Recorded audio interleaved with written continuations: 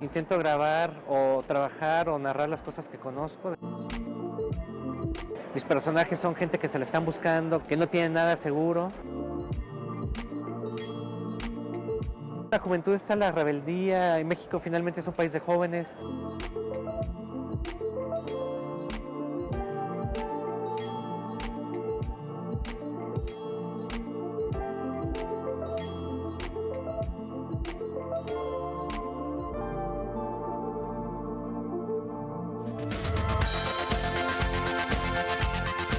Julio Hernández Cordón, director de cine, y su más reciente película es una película muy perturbadora. Tiene su parte, tienes que reconocerlo, que eso es un halago también, ¿no? Es Cómprame un revólver. Julio, bienvenido, ¿cómo has estado? Gracias, Javier, por la Es un invitación. gusto, ¿cómo te ha ido? Oye, a ver, ¿de qué generación eres del CCC? 25. 20. Entré en el 2000. ¿En el 2000?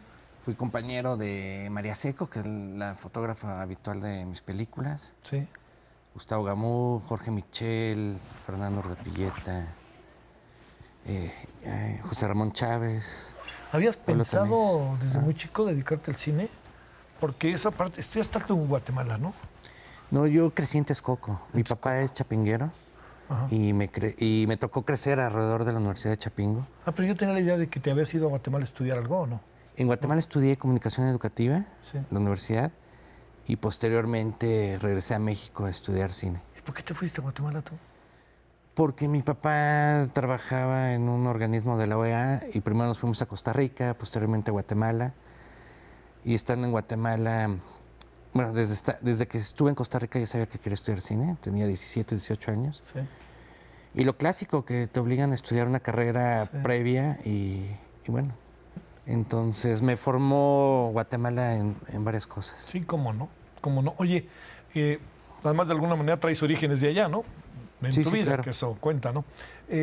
¿Cómo es vivir en Costa Rica, eh? ¿Recuerdas? Sí, para mí fue como bastante peculiar. Yo crecí en Texcoco, entonces de Texcoco salí a Costa Rica a los 17 años y llegué a un lugar que es sumamente exuberante en vegetación. O sea, no en la capital, sino en... No, en San José, de hecho, San José, eso fue en el 92. Sí. Estaba lleno de cafetales, o sea, me tocaba, y me iba caminando a la escuela o al colegio, que estaba como a 1,5 kilómetros de la casa. Y llovía tanto que en la banqueta me resbalaba porque estaba lleno de moho. Sí. Y usaba pues zapatos de charol debido al uniforme. Qué cosa, ¿no? Y crecí en un lugar como bastante pacífico. Bueno, Costa Rica era muy pacífico o es muy pacífico. Podía regresar a la casa caminando a las 2 o 3 de la mañana sin ninguna preocupación. Todo era como muy políticamente correcto, ¿no? Sumamente correcto en todo. Y me marcó porque después me tocó mudarme a Guatemala y llegué a un lugar que era sumamente agresivo. Llegué en el 93, 94, 2 años antes de la firma de la paz. Sí. Me tocó un lugar sumamente polarizado ideológicamente, políticamente y económicamente. Y eso, a pesar que me sentía incómodo, también como que me marcó emocionalmente y políticamente, ¿no? Oye, Texcoco vía Chapingo es muy interesante, ¿no? O sea, lo digo en función de que tu papá estaba en Chapingo. Sí, crecí en el campo prácticamente. Claro, sí. Alrededor de campos de maíz y viví cerca de los campos experimentales donde cultivan los estudiantes. Entonces iba en bicicleta, nos íbamos con los vecinos a robar frutas a los árboles, duraznos. Y a nadar en los pozos. No sé, fue como bastante peculiar, una niñez que de hecho he hecho bastante de menos, ¿no? Sí, era como muy tranquilo, Sí. muy campirano y a la vez, pues Texcoco es como una especie de ciudad dormitorio de la Ciudad de México. Ujú. Y Oye, ya hay un desarrollo cultural muy interesante en los últimos años, ¿no? ¿En Texcoco? Sí, de la danza, han pasado cosas ahí singulares, ¿no? Poco a poco, ¿no? Bueno, le he perdido un poquito la pista. Sí. Salí a los 17 y conservo amigos. Bueno, actualmente tengo 44. Y ya muchos amigos ya no viven en Texcoco, Se entonces... vinieron para acá, o vete, a ver. Oye, Ajá. a ver, ¿había opciones de entre el CCC y el CUEC o algo así? ¿O voy al CCC? Porque luego no es tan fácil entrar, ¿no? Híjole, voy a sonar muy, muy naif. Decidí por el CCC, solo apliqué el CCC. Me metí a la página de internet y me gustó la página de internet. Y apliqué y también me había emocionado bastante con el programa que tenía el CCC de Ópera Prima. Sí. ¿No? Y pensé, Sí, bueno... de que estás terminando la carrera y te lanzas. Al final nunca apliqué a la Ópera Prima y hice el examen solo una vez, ¿no? Fui como... Dentro de la generación creo que solo 6 o 5 hicimos el examen una vez. ¿Y pasaste? Y pasé, sí. Y además contra todo pronóstico, porque todo el mundo me comentaba que era imposible que yo pudiera entrar. A todo el mundo se lo dicen, ¿eh? Pero algunos se los han de decir más que otros. Sí, y además está como el componente de que venía de Guatemala, entonces como que pensaban que estaba llegando como el planeta de los simios. Qué feo. Y eso. Fue Oye, como, ¿en tu casa había estas discusiones sobre qué vas a estudiar? ¿O tú síguele por donde quieras? ¿O cómo era eso, no? Tomando en cuenta que tenías una influencia natural del campo y cosas de estudio del campo. Y luego, por lo que cuentas de tu papá, que sí fue a diferentes países representando organismos internacionales en materia de alimentaria. Sí, él es economista agrícola. Sí. Él quería que estudiara economía o finanzas. Mi mamá estudió psicología y luego estudió también economía. Y había como una presión muy fuerte para que me dedicara a eso. Pero pasó algo. Yo fui muy mal estudiante en toda mi etapa, mi educación básica. ¿Por qué supones? Porque siempre estaba a punto de reprobar. Pero sabías cómo no reprobar, ¿no?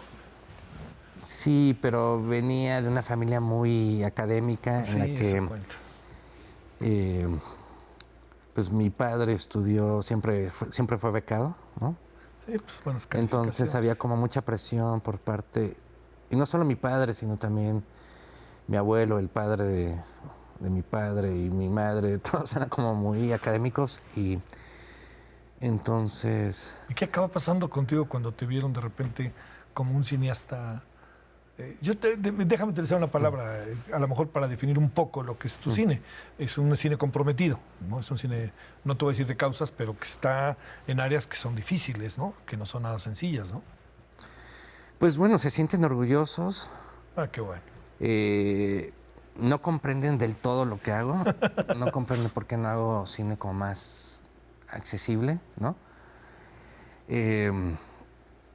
Oye, pero ahora sí que infancia es destino, lo que viste está ahí. Lo que fuiste viviendo en tu vida, ¿no? Está por Pues ahí, sí, ¿no? creo que me marcó Sí, ¿no? los lugares donde me tocó crecer y también las conversaciones que escuchaba en la casa. Mi abuelo fue exiliado y se fue a vivir a Texcoco como en el 82, 83. Entonces en la casa de mi abuelo se juntaba como los exiliados guatemaltecos y centroamericanos. Eran como de todo tipo de gente. Y bueno, fui el nieto mayor, entonces me llamaba mucho la atención como las conversaciones. Y después íbamos a Guatemala de vacaciones, sobre todo en Navidad.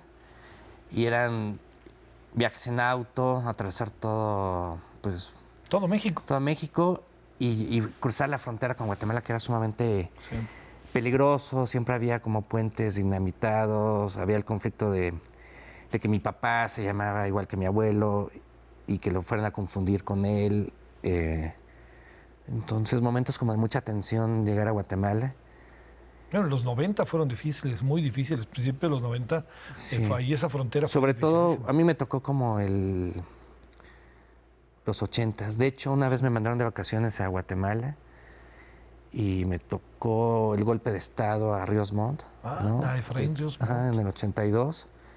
Y estaba impactado, o sea, nunca había visto aviones militares volando ni tanques de Encima guerra tu en la casa, calle. claro, sí. Y Y eso me ocasionó como una relación muy extraña con Guatemala, como de amor y odio Sí, y sí. mucho miedo, ¿no? Sí, claro. Sí, demasiado miedo, de cierta manera, comparado con lo apacible que era Texcoco. Chapingo o Texcoco, Sí, ¿no? claro. Sí. Oye, a ver, llega ese momento en donde terminas la carrera y tienes que hacer una película y tienes que empezar a echarte a andar, ¿no? ¿Qué fue lo primero que empezaste a hacer? Siempre quise, estando en la escuela, en el CCC, supe que quería ser director. Y alguien, ¿Fue el área que tomaste? sí, fue el área que tomé. De hecho, nunca he trabajado en otra cosa, siempre he sido Director. director. Y uno de los profesores comentó que los que queríamos ser directores teníamos que aprender a producirnos porque nadie nos iba a llamar para debutar.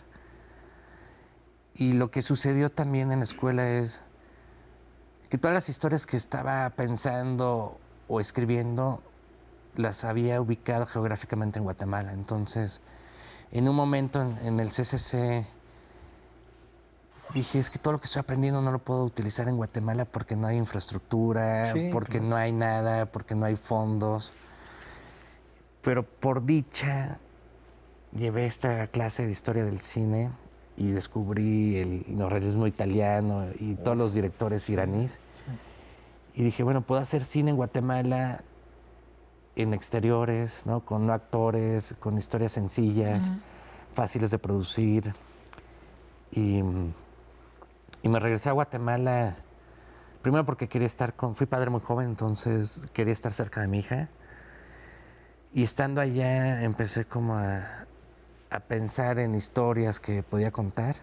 Y pasó algo como muy determinante, que me tocó recibir un taller con Lucrecia Martel en Costa Rica en el 2004.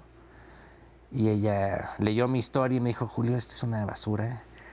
Tienes que contar cosas mucho más cercanas, ¿no? Cosas que conozcas.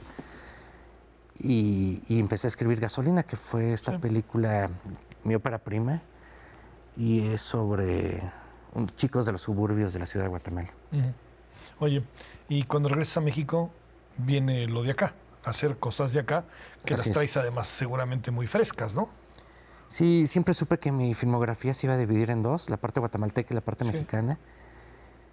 Y tenía muchas ganas ya de trabajar con otra infraestructura y finalmente lo que sucedía en Guatemala es que la gente me miraba como mexicano, ¿no? Por más que Sí. soy binacional, porque salí de México a los 17, hablo como mexicano, de repente no tengo tantos modismos o tanto slang, pero todo el mundo me miraba como mexicano en Guatemala.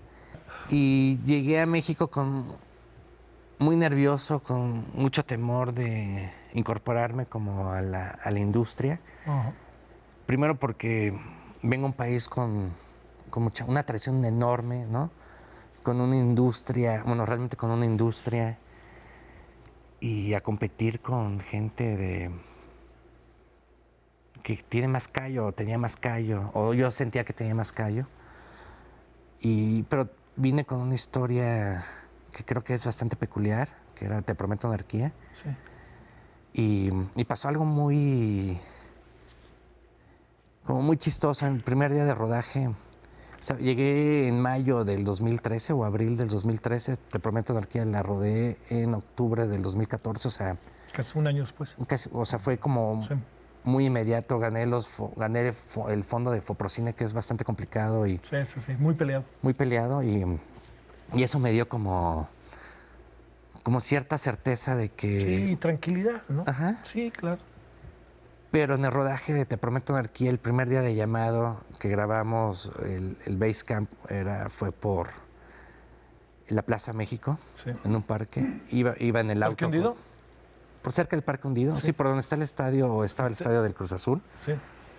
Voy con el asistente de dirección y veo un base camp enorme, plantas de luz, 3 campers, meseros, todo esto. En esto estoy. Y le digo al asistente, chin, nos ganaron la locación, van a hacer un anuncio acá.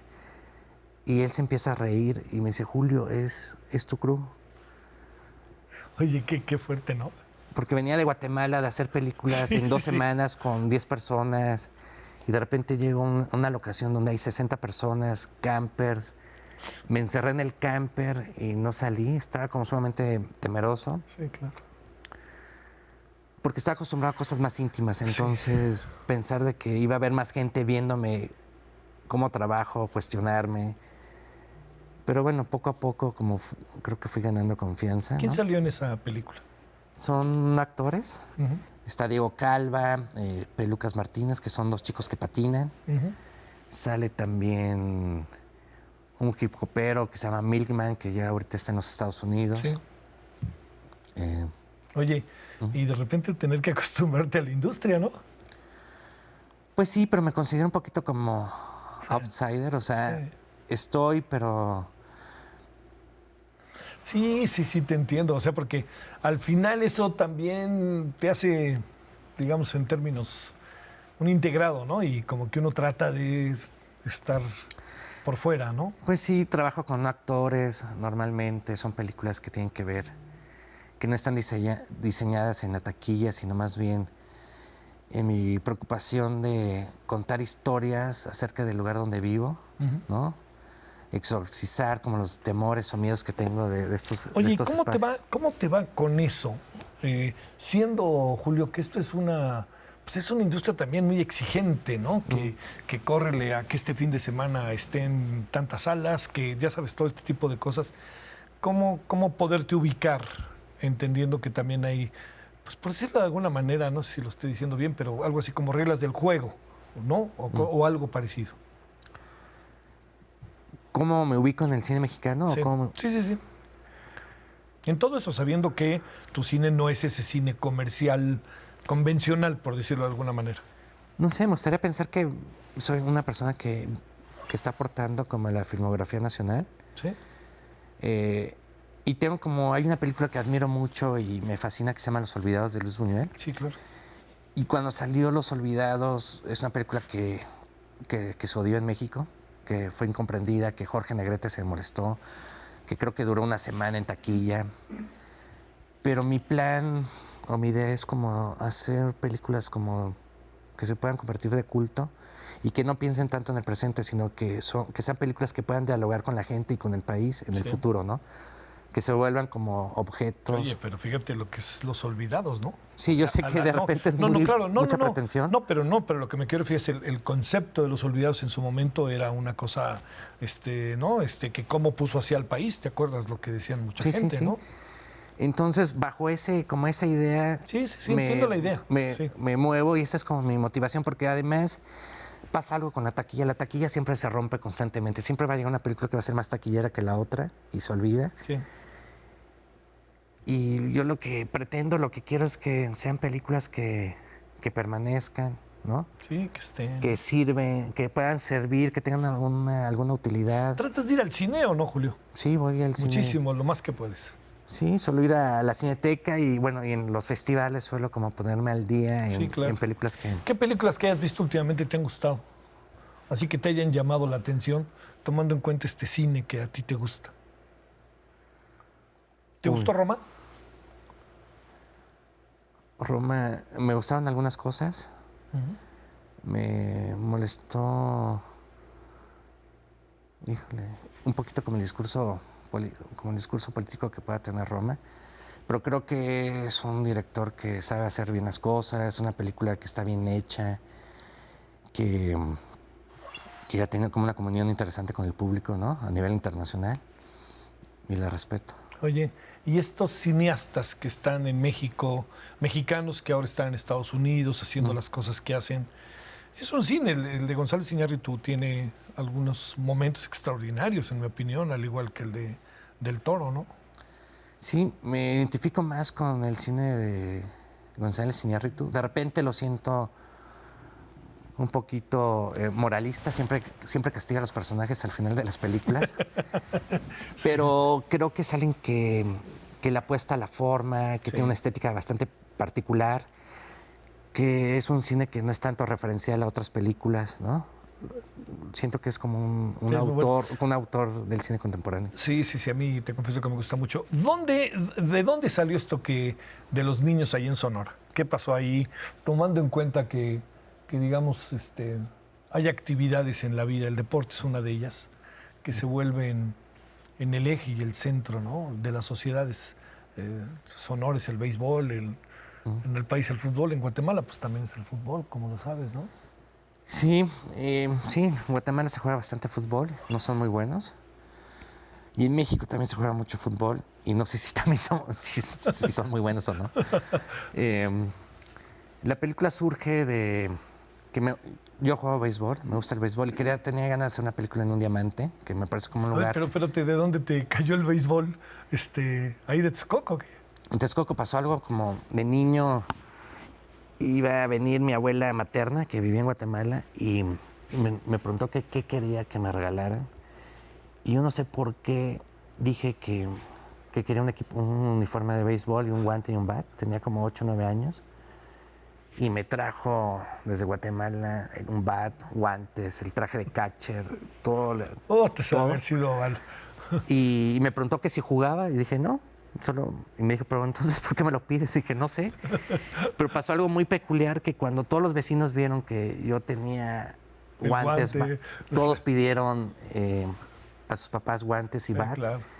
Y empezamos a jugar béisbol en la colonia. Y de hecho limpiamos un campo baldío, le quitamos todas las piedras, hicimos un diamante, los montículos. Es una historia, ¿eh? Sí, nos tardamos 3 semanas limpiando el terreno y haciendo los montículos.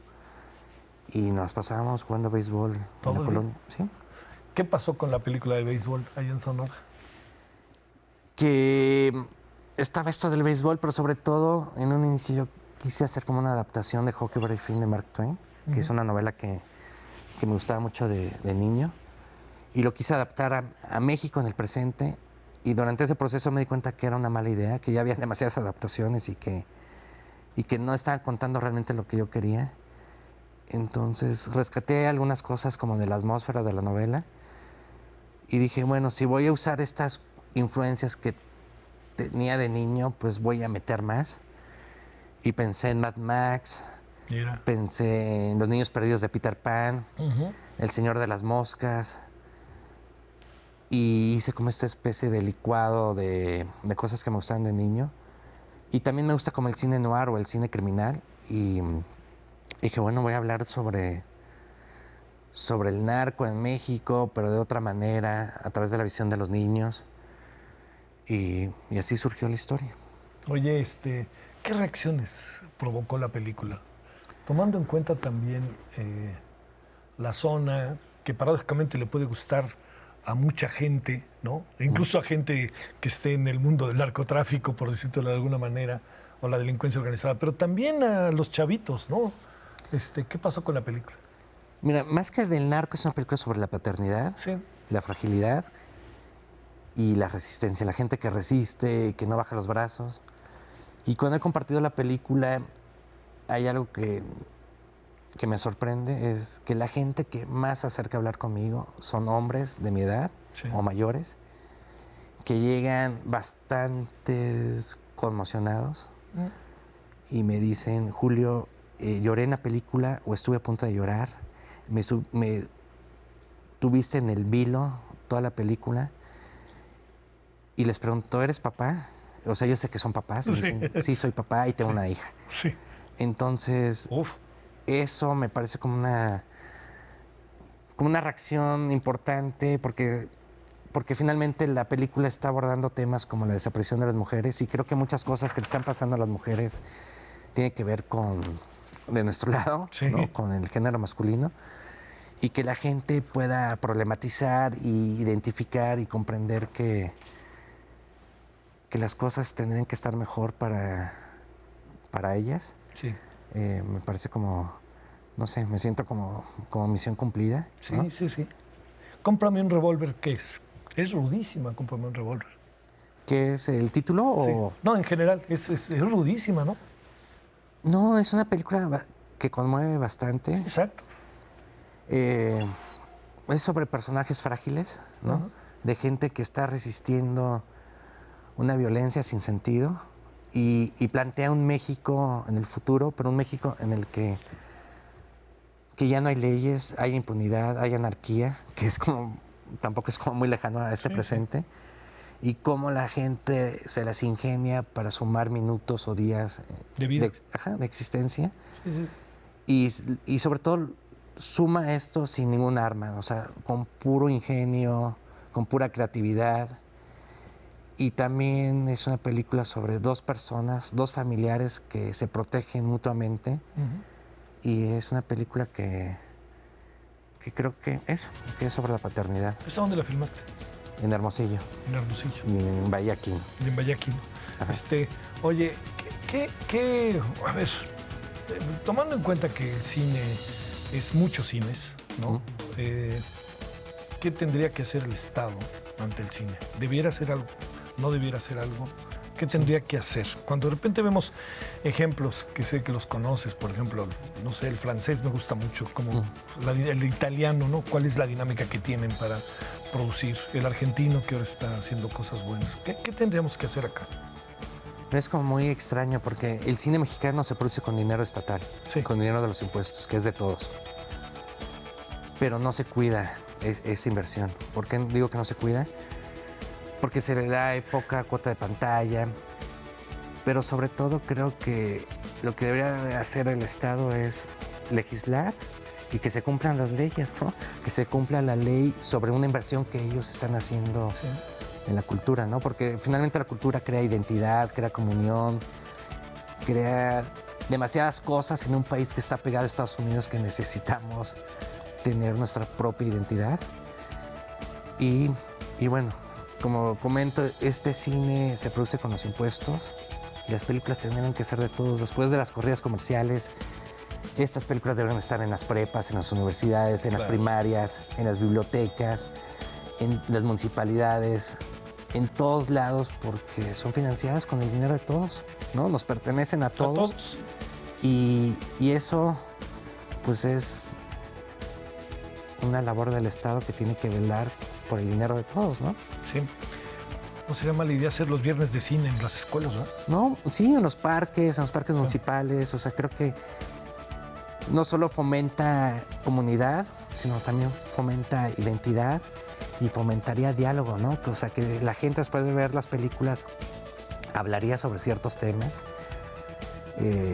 No sé, demasiadas cosas. Seguramente podrían surgir nuevas parejas de gente que se enamora durante las funciones. ¿Qué sé yo? Bueno, ¿nos podemos sacar una foto de despedida, Julio? Sí, claro. Sí, para nuestra memoria. Ok. Con el cineasta mexicano. Que conste que tuve claro.